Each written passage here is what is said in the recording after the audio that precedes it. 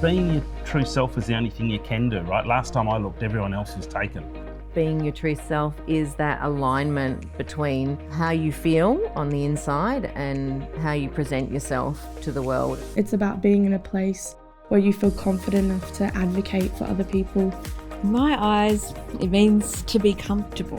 And you can have open, honest and mature conversations without judgment or shame. The journey is very individual for each person. Whatever your identity is, experience is, it makes you uniquely you. Bring that to work.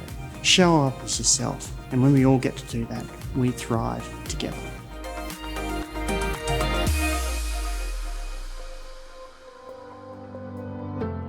I've been in workplaces where I didn't feel comfortable to express who I truly was. For a whole term of tennis coaching, I was getting questions about if I had a boyfriend, if I had a husband, and I would blow it off or just say no. And it's horrible, you're hiding parts of you that you shouldn't have to. One day, a colleague of mine actually stepped up and said to one of the kids that you can actually have boyfriends or girlfriends these days. And from that moment on, I just knew I didn't want to hide it anymore, and I wanted to be that person for somebody else. When I was growing up, I was the only Asian kid in my school of 4,000 people, and I think life is about diversity, and I think it's important that when you create a workplace and an environment that you also are diverse. For me to find that true self was a real, I won't call it a light bulb moment, but it was a mirror moment. Going from a period of time of not wanting to see myself in the mirror, not being happy with who I am. A friend asking me how I saw myself. I put myself in the basket of being a cross-dresser. It was my safe space, my safe language. And I looked them in the eye and I said, you're right, things have changed. I sat on the floor and cried. And that very next morning I looked in that mirror, and that was the first time I can tell you I ever liked who I saw. I ever loved who I saw.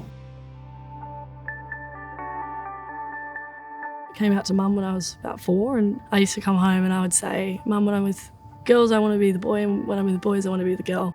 She kind of sat me down and was like, Belle, I love you and I'm always going to be your biggest fan. I'm always going to be by your side, but know that there's going to be people that aren't going to agree with you, and, you know, don't ever, I guess, back away from who you are.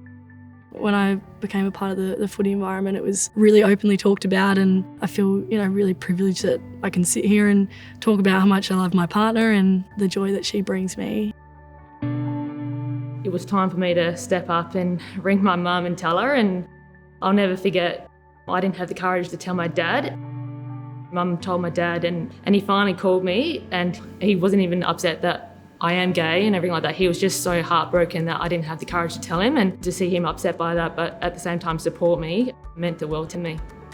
When I first started in my corporate career, I played a caricature version of who I was.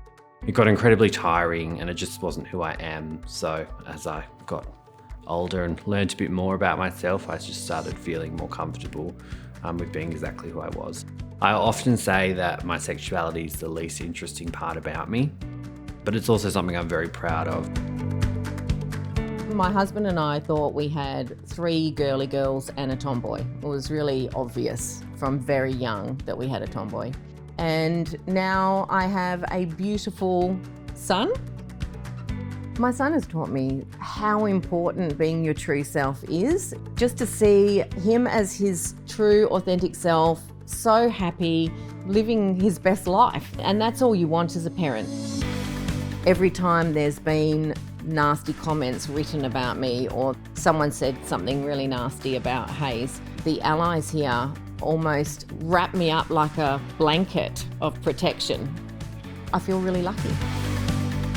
Creating a world where people are enabled to be their true self is really important. The program for Pride Professionals, it's about linking corporate-minded people along with people from the community for advice and mentorship.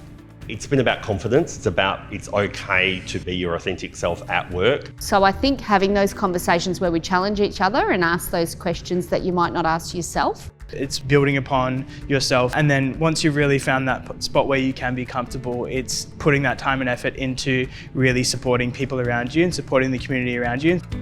The critical point is people need to be safe, they need to have fun, they need to be happy and enjoy the job they do. The only way to achieve that is to have equity for all people. And we can all make that safe and inclusive environment. The way we use language, the way we ask about people's pronouns, the way we talk about people's partners. That's how you really understand people from all walks of life and where they're coming from, so that you can actually build a more effective organization too. You get to make a difference by being in that arena with us. And we will welcome you. We will shower you with glitter. We will wrap you in sparkles. I would like to be that person who allows them to come out of their shell and shine at work. To feel not only accepted but celebrated. You'll never get rid of the glitter. You'll never get rid of us. Come on that journey and we'll shine together.